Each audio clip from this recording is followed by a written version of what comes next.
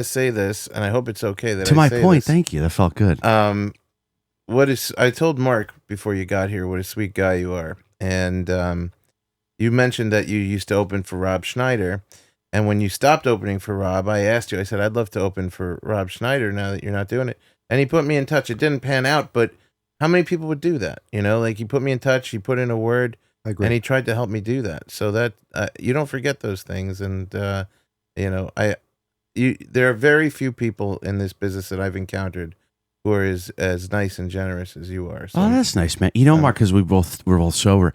The great thing about not being a blackout drunk anymore is I knew how the story was going to end. I remember what I did. Because back in the day, someone would tell you a story. I go, oh no, what did I do? Was I a jerk? Well, that's good. Yeah, but he would love you.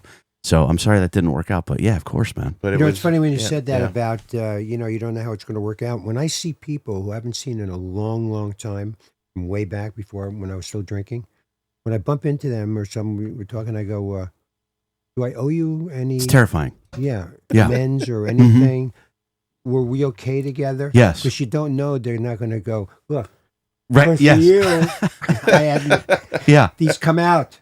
Absolutely. Yeah, I know that feeling. I have a feeling of just sheer panic when I see someone from over 11 years ago. The problem with me is that I feel the same way and I'm sober though.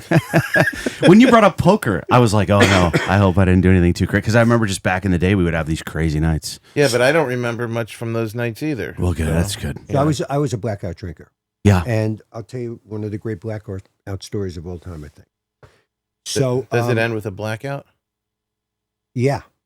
Spoiler alert. But I was sober a long time. Okay. This woman walks over to me and she says, hey, Mark, how are you?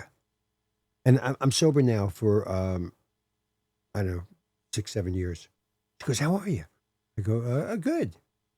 And she goes, you don't recognize me, do you? I go, no. She goes, I'm Margaret. I lived with you for a year. A year? A year. So now I think she's completely demented, and because I have no recall. You don't believe her. Well, I have no recall of her at all. Zero. So I called my friend John. She said it was you, me, and John. So I called John later. I said, remember Margaret? He goes, yeah, she lived with us for a year. No. Unbelievable. To this day, zero. Unbelievable. That's a blackout. I blacked out for a night before, Mark. I've never a whole year. I've never done a year. I'll tell you something though. I talked to Mark this morning. He didn't even know that he's on this show. Unbelievable. Yeah. Nothing to blame it on. I thought I was at the Comedy Magic Club tonight. Dude, Jesse, I don't know if you guys know Jesse Joyce. No. I'll tell you the brief. He has one of my favorite blackout stories of all time. Here's a very brief version of it. So basically, he's going to a club. He's performing that night, but he has a very long drive. He's actually considering he's got like an 11-hour drive. He's got to get up at like 4 a.m. to go to this gig. And he goes, I'm not going to drink tonight. I got to get up at 4 a.m. I got to go to this gig. Gets to the show, somebody goes, you want a drink? He has a drink. And then he has another one. And then he kind of gets blackout drunk. And you wake up when you've been blacked out drunk, you wake up and you feel too rested. Yeah. Like you're sure there's things on your list that you've not done because you feel, he wakes up, he's like, oh no. Like he feels super rested. He's in the hotel room and he's like, I missed the gig. So he's trying to find the phone number to call the people that, put on the gig or whatever.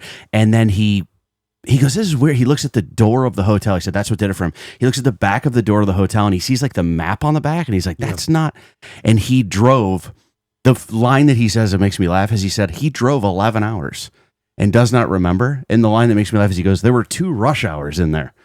He's like, I was in 2 rush hours, and he just was already at the other gig. Wow. Does not remember.